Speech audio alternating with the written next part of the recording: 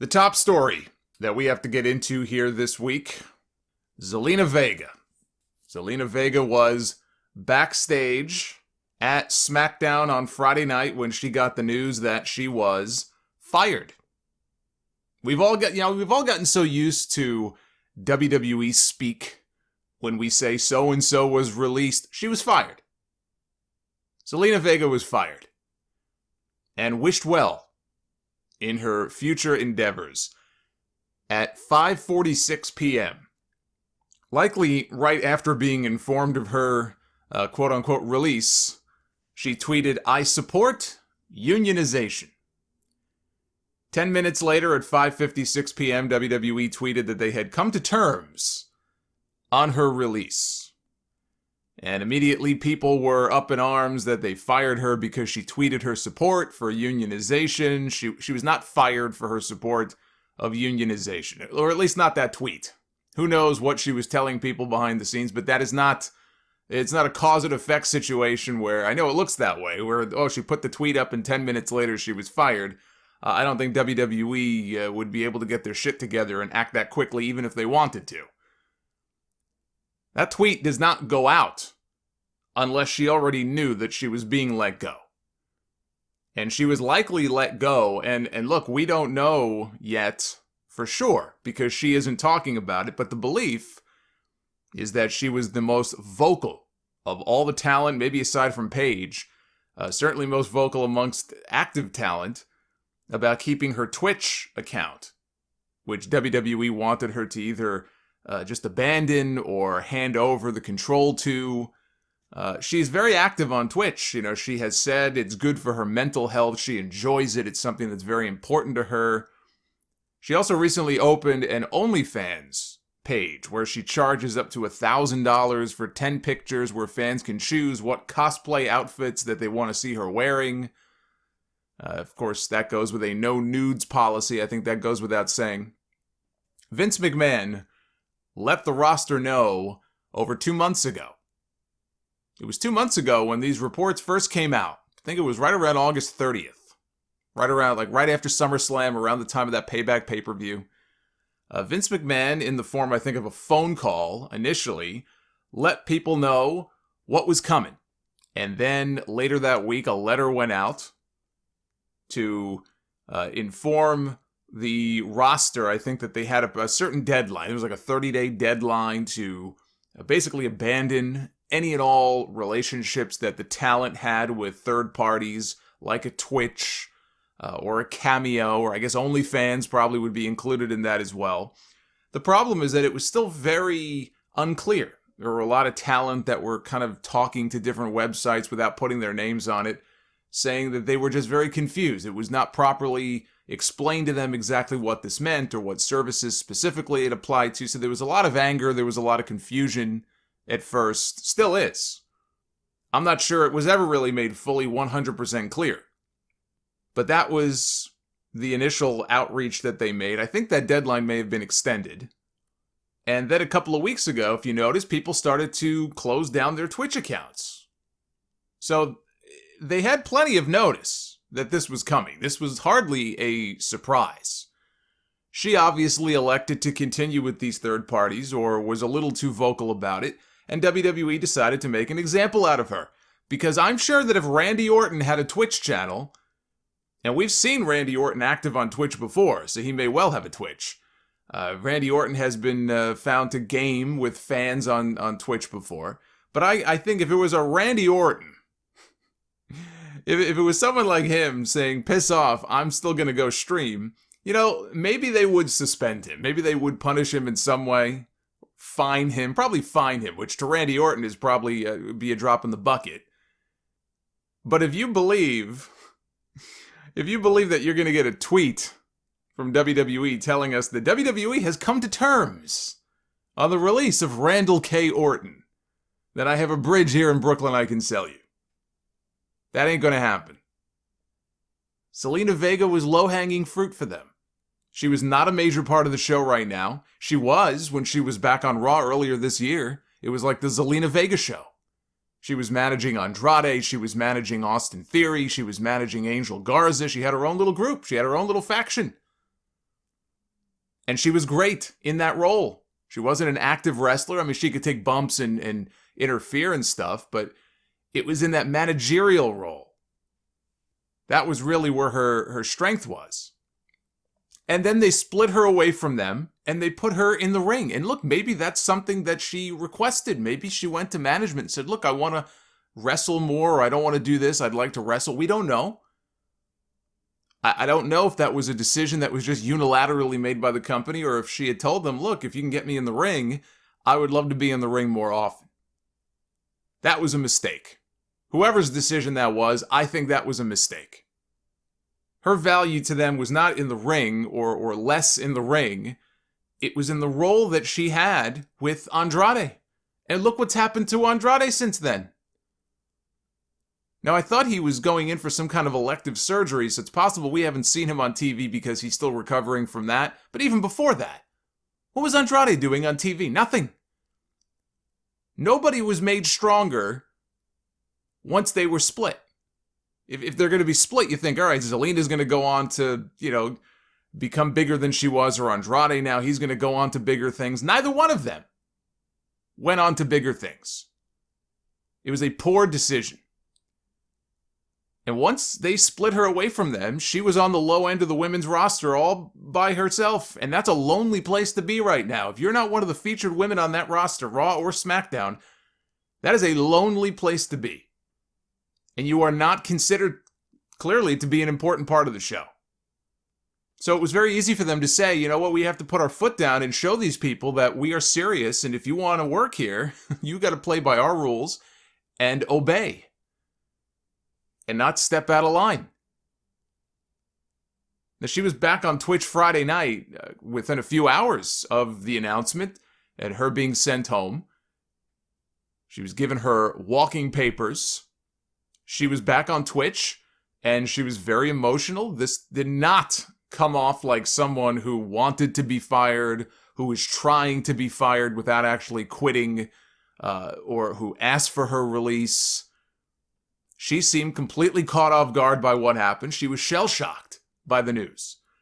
She called it the worst day of her life. The thing about that statement, coming from someone who has talked openly about losing her father in the 9/11 attacks. So yeah, I mean, let's shoot down the idea that she was trying to get fired or anything like that. She said that she is not angry, she's heartbroken, but she did not say anything negative about WWE. She thanked a lot of people who worked there. She thanked Triple H. She thanked Stephanie. She thanked The Rock. She thanked Tommy Dreamer. She thanked Norman Smiley. She said she wanted to work for WWE ever since she was a little girl. Like Sasha Banks. Ever since she was 4 years old, she wanted to work for WWE. It was her dream. She said there's a reason for everything, even if right now it's not exactly clear what that is. But she says she's definitely not done wrestling. And the belief is that she is tied to the same standard 90-day non-compete that most people would be in this situation. So she wouldn't be able to sign anywhere. The earliest we'd be able to see her, on another show wouldn't be until mid-February. I'm not so sure that she won't be back before then. I don't see a lot of people talking about this, but I am not convinced that we will not see her back in WWE even before that non-compete is up. Because look, I don't think they wanted her to leave. I don't think they were just waiting for her to step out of line so that we can get rid of Zelina Vega because she's difficult to deal with or anything like that. I don't think this is what anybody wanted. And I certainly don't think she wanted to leave. That much is clear just based on her reaction and her being practically in tears on Friday night. And if they get this Twitch thing sorted out, because clearly what they're doing is they're preparing to... The WWE already has a channel on Twitch. Definitely not as big of a presence on there as they have on YouTube, for example. Obviously, they want to grow their footprint on Twitch. I don't know the full extent of what their plans may be. There's LinkedIn job postings out there. They're looking to hire more people, like a Twitch manager and people to help come in and really build this thing up. So whatever their idea is, whatever the end game is here, when I talked a few weeks ago about where I think this might be going, I think one of two situations. Either they get their own Twitch situation sorted out, internally, and then they allow people like AJ Styles and Mia Yim and Cesaro and all these people who were twitching before. Is that the right way to say it? They were all twitching. Maybe they then allow them to go back to doing it on their channels, but they work a system out where now they're getting a cut. Or they just consolidate everything on the official WWE channel.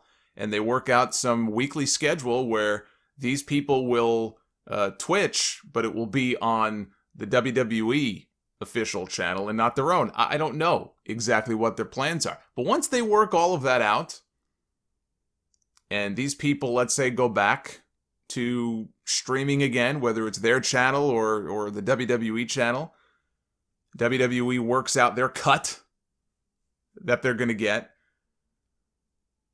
You know, I would not count out the possibility of them possibly working things out and bringing her back before her non-compete, comes to an end. First of all, let me say this. I applaud her. I applaud anyone who has the guts to stand up for themselves and use their voice, even if it may not always be in their best interest to do so. And yes, there are a lot of people who are out of work right now. There are a lot of people out there who are suffering. We're in the middle of a pandemic. A lot of people are hurting. People who don't make the kind of money that I'm sure folks like Zelina Vega maybe are making or were making, either in WWE or just off of her Twitch alone. I'm sure she was doing very nicely. Maybe not as nicely as Paige seems to be doing on Twitch. But Zelina has a nice audience on Twitch, and people are always gifting her subs, and she seems to do very well for herself. But that has nothing to do with the fact that the woman stood up for something that really meant something to her. Whether it was the money, whether it was just, something fun that she likes to do that just brings her a lot of joy. Whatever her primary motivation is, she had the guts to do something that nobody else in that company has had the guts to do, aside from Paige, who is not an active part of the roster like Zelina was. The only person to do that so far is Zelina Vega. And she paid the price for it. And I don't expect anybody else there to stand up for her, because they're all worried about their own jobs. They're all worried about their own spots and their own families. Nobody wants to upset the apple cart. Now, where this gets interesting is the unionization comment. I did notice the tweet responding to Zelina from Gabrielle Carteris, the president of the Screen Actors Guild, American Federation of Television and Radio Artists, more easily referred to as SAG-AFTRA. They are the labor union representing people in the entertainment industry. She saw Zelina's tweet and she tweeted back at her, thanking her for standing strong for labor solidarity. I support you, she says. And then she says, please email me, and she provided her email address. By the way, I had no idea before I was today years old this week when I learned that the woman who played Andrea on Beverly Hills 90210 now heads the SAG union. So the more you know. But I've always wondered, and I know some of you have too, because I've gotten email questions about this, why pro wrestlers either did not join or were not allowed to join SAG. Now, there are exceptions to that. People who have actually acted in feature films, Roddy Piper, and maybe somebody like Terry Funk, I don't know, Jesse Ventura. That's a whole different situation. But just pro wrestlers, WWE stars, why are they not allowed to join SAG? I mean, they're actors, right? They're on-screen performers. It never made a whole lot of sense to me, but it appears that she has now caught their attention. Will anything come from it? Probably not. Probably not. But I'm what I call a realist, leaning more towards pessimist. People talk about this all the time. Oh, here we go. This is where real change happens. And very rarely does real change happen in situations like this. So it's nice that they're taking notice of this, and I hope they look into it. But do I actually think things are going to change all of a sudden? Probably not. But it is interesting to see them acknowledging the situation so publicly for the first time.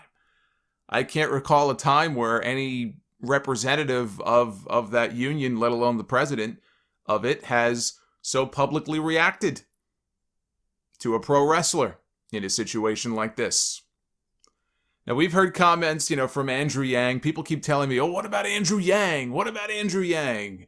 Comments that he's made going after Vince McMahon. He said it again this past week. I haven't forgotten. I haven't forgotten about Vince McMahon. It's like he's threatening him. And his issue really is with how WWE classifies its performers as independent contractors and not as employees. And look, AEW and other promotions, they don't classify their talent as employees either.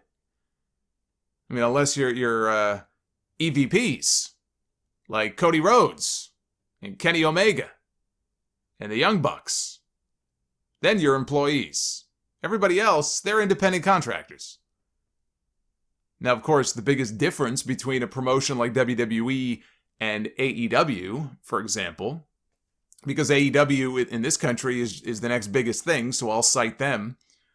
The biggest difference there is that in a lot of cases, not every case, there are some exclusive deals, but in a lot of cases, they allow people to take outside bookings, even if AEW has to approve them, they allow that. And there are still AEW talents who are wrestling on independent shows, which I actually think, especially in the middle of the pandemic, is stupid. And I would not allow that if I were Tony Khan. I actually think that's a terrible move on their part.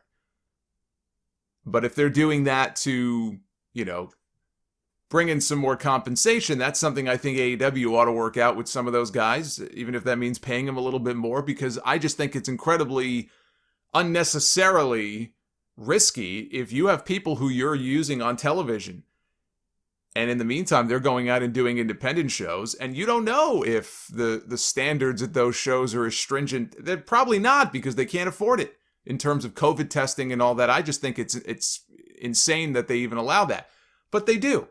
And that's one of the big differences and probably the big things that attract some of these people to an AEW more so than WWE. There is a certain level of freedom that you would have there that you would not have working for Vince McMahon. But any change in that classification is going to be felt throughout the industry, not just in WWE. But it has always been ludicrous that WWE has classified talent that way. They should have health care and vacation time and benefits like any other employee in that company has. Talent is the lifeblood of that company. Without the talent, there is no WWE. And Vince McMahon has preyed upon that now for decades. We know this. The money might be better now than it was 20, 30, 40 years ago, but he's made a career out of this. Now, I know Andrew Yang is a fan. He is. He's a wrestling fan. You hear him talk about wrestling, and he has memories of WrestleMania 3 and all this stuff. So I know he's a legitimate fan, and I think his heart is in the right place, but he seems convinced that just because, Joe Biden won, he's going to be the new labor secretary. He may not be. And even if he's not, and he has the ear of the person who is, this wrestling stuff is not going to be a priority when you've got 50 million people out of work in the middle of a raging pandemic. And all of the other issues that, we have to deal with at the moment in this country. Too many to even talk about here. It's crazy. We're living through very crazy times right now. I think their time can be better spent on other things at the moment rather than WWE stars making good money who want to be able to stream on Twitch and do cameo videos for a little more on the side. I think they have more pressing issues to deal with in the government right now. But I don't believe there will ever be a union in all this union talk. I don't believe there will ever be a union in pro wrestling, or at least not one led by some kind of uprising within WWE. It's just not going to happen. And the reason it's not going to happen, the money is too good. I mean, let's just be perfectly honest here. For a lot of the people who work there, not necessarily everybody, the people on the very bottom, but for a lot of the people who work there, the people who would matter if you wanted their voices in this conversation, because it doesn't matter if you have people on the lower end like a Zelina Vega or people even lower in the pecking order than she is. You need people with a name. But the people with names are making good money. They're making a good living for themselves. Great money, even, in some cases. Not even good, great.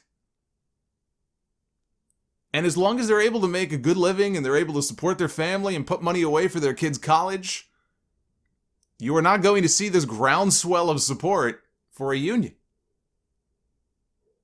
You'll have people who clap. Oh yeah, they'll clap like seals for Zelina Vega. Oh, I'm so proud of her. I respect her so much. They'll clap for her when people like Zelina do speak out because they respect them for it, and they would rather it be her and not them speaking out. But they won't do it themselves. Because the dirty little secret is that they're doing pretty well for themselves in most cases. And if that means they can't do Twitch and they can't do this and they can't do that they would like, things they would like to do that they think they should be allowed to do because, well, they're independent contractors. They'll let it slide because they have that security blanket that they're just not willing to let go of. And I can't say that I blame them. I can't say that if I were in their shoes, I wouldn't react the exact same way. But once again, nothing will change without strength in numbers. And more than just one person speaking out. I see people like Ryback and Matt Morgan and Mike Kanellis this week tweeting out their support. Ryback has not worked for WWE in 4 years.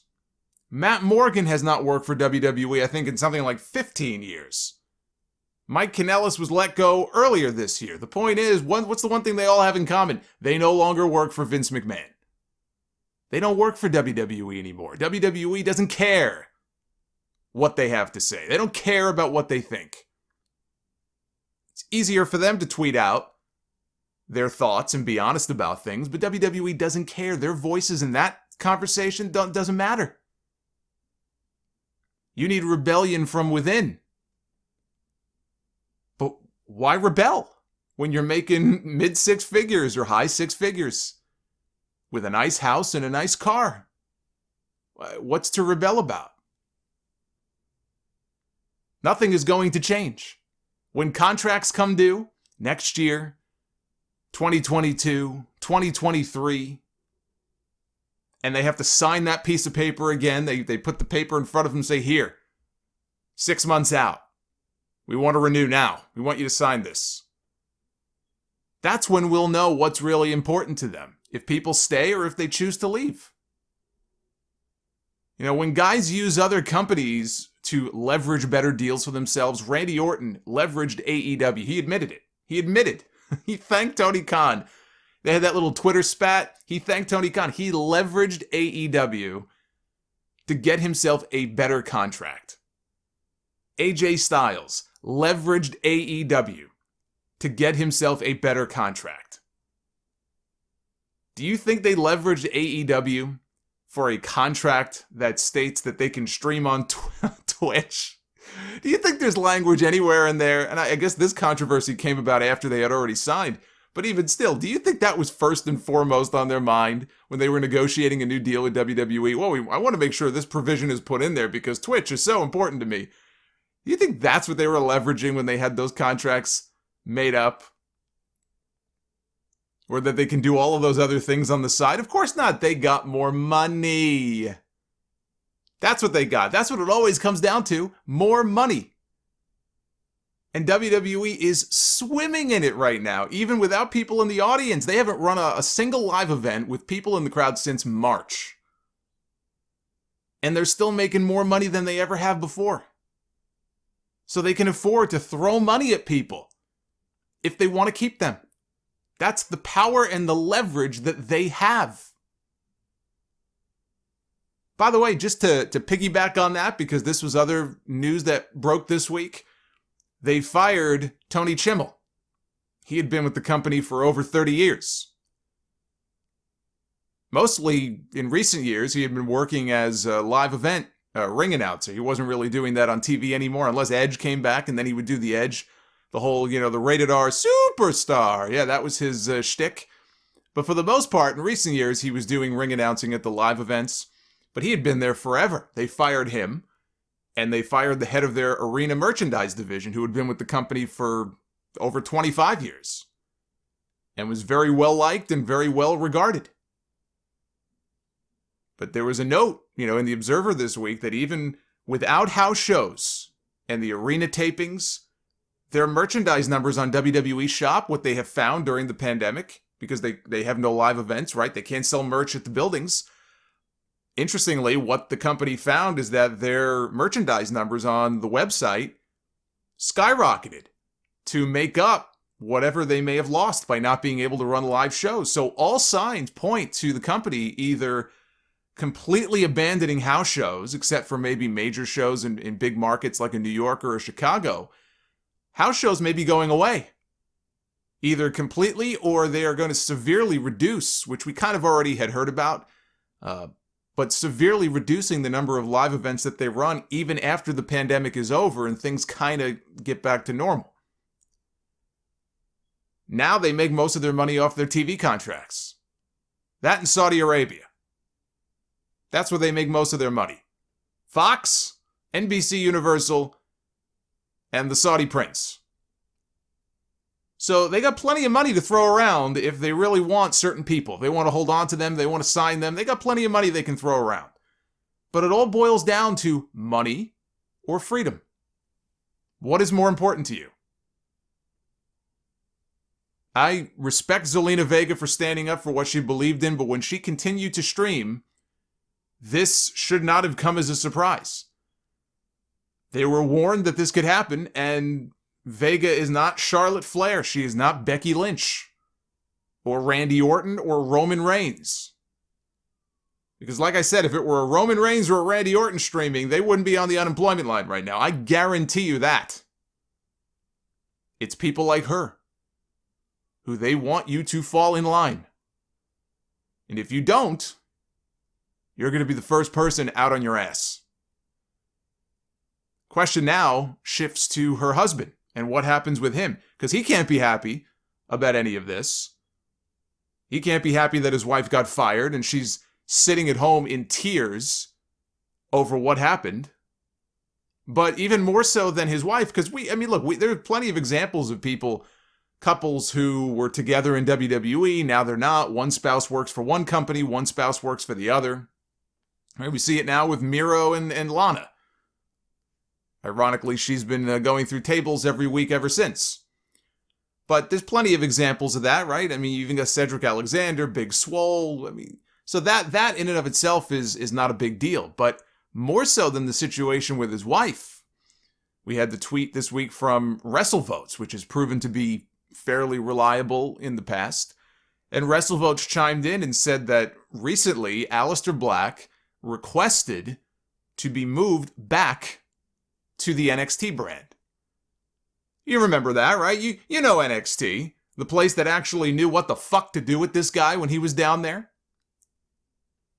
And his request was denied. I don't know why the request was denied. If it was denied because they simply don't have a place for him, I think you can make a place for him. I think that, you could a guy like him would certainly bring more star power to the NXT brand, but I also can understand it because they have a ton of people down at the Performance Center who are not getting television time. Even now with 2 hours on USA every week, there are a lot of people who are on the sidelines just sitting around kind of waiting, and even worse, they don't have the live events on the Florida circuit to go and kind of hone their craft and get exposure in front of at least the local fans in Florida, because they're not running any live events. So all these people are just kind of sitting on the back burner waiting for their turn. I can understand that, because here comes a guy from the main roster taking up a spot. Finn Balor came back to take a spot on the NXT roster. Charlotte, for a while, went back to NXT, and she was taking up a spot, but it was for the betterment of the brand, right? They were bringing star power to the brand. But I can understand the thinking, if that is the thinking on this. Like, look, we just don't have a place for you. We already have X number of people who aren't getting exposure because we just don't have a place for them. But whatever their reasons were, his request supposedly was denied. And there is said to be a lot of friction, a lot of tension on both sides. Aleister Black has absolutely no reason to stay with WWE. Outside of possible financial considerations, He has no reason to stay there at this point. They never knew what to do with him from the moment he was called up. They randomly paired he and Ricochet off as a tag team. Two guys who should have been big single stars. And the first thing they do is they put them together in this makeshift tag team. But you know what ended up happening? They actually started to get over as a team. They were a pretty damn good team. And then what happened? They split them up. When they were getting over, they split them up. But still, I felt like, all right, fine, it's time. Aleister Black should not be in a tag team. Ricochet probably should not be in a tag team either. Let's give these guys a chance to really get over and become big stars on the brand. Aleister Black, I think, always had more potential to be the bigger star. I just love the whole package, the music and the entrance, and his work has always been great. I thought this guy could really be the total package. He can speak, so you can cut promos if you want him to talk. I'm not so sure he should have been talking all that much. I'm not saying just make him the next Undertaker, but that kind of character, that could have been Aleister Black. And the potential for him, I thought, was just unlimited if they handled him the right way on that main roster. But they had this team that was getting over. They split them up like they do with every other fucking team in this company. They broke them up, and then they proceeded to do pretty much nothing. They never understood the character. They just did not know what they were doing with this guy. They kept him locked in a room, getting all, pissy at people. Aleister Black, scoff if you want, but I stand by the idea that I pitched, what was it, like a year ago probably? Maybe more than a year ago. Had they taken the time to build him up properly and keep him undefeated for a while, keep him unbeaten for a while, and keep the entrance and keep them, even with the stupid creak that Vince McMahon decided to throw in. He's always got to put his little mark on it, right? He gave the creak when Aleister would pop up from that platform like he was fucking Dracula. Ricochet had the pew pew, little ricochet noise when he came. He always has to put his little stamp on it. Even with that, keep the music, keep the entrance. It's all you had to do. He could have been a great final opponent for The Undertaker this year at Survivor Series, when there was still some, doubt about whether or not Undertaker was he going to retire at WrestleMania? Was he going to have one more match? He shouldn't. Believe me, if you gave me the choice, I would not want to see Undertaker back in the ring. I actually thought the match at WrestleMania, the cinematic match, was the best possible send-off he could have had, because it was the highlight of WrestleMania this year. But when there was some debate still about what are they going to do for Survivor Series, because it's the 30th anniversary of his debut at Survivor Series 1990. He's got to be on that show, even if he just comes out and just makes an appearance. But maybe he'll do one last match. And if he does, and if it's not just him against Kane or some other legend, who from the current roster could we see Undertaker in the ring with, for one final match? And I pitched Aleister Black. I said, if you just build this guy up and take your time, he could be that guy. Another dark, brooding character, but a guy who can work and a guy who you can kind of pass the baton to. Again, not to be the next Undertaker, because that's a shitty thing to say. Nobody can ever be the Undertaker. Nobody can ever be the next this or the next that. But he could have been that kind of star. But now I look back and I think back to that idea, and it's laughable. Feel free to go ahead and laugh at it. I would do the same. This man is like a totally different person now. I don't even recognize him. I don't even recognize him as being the same person from NXT. It's like two totally different people. And even if their intent was not to do so, this guy has been buried on the main roster. There's that word. I don't use that word very often. You guys know that, but I'm going to use it here. Aleister Black has been buried 6 feet under since being called up from NXT, and it's no wonder he wants to go back. Remember how Michael Cole described him on TV the minute he got called up? And it may have only been one time, and thankfully they stopped doing it. But remember when he debuted, Michael Cole, the word that he used to describe Aleister Black, he called him moody. Like he's on fucking hormones. Moody. Why is Aleister Black so moody? These people are idiots. You know, earlier this year, I don't remember who he was interviewing with, but Aleister Black made a comment. This was back in March, probably right before the world went to hell. And he said, you know, they asked him about his future or whatever, and how much longer do you want to be doing this? And at the time, he said that he hopes to have another 5 to 10 years in WWE. I wonder if he feels the same way now as he did when he made that comment.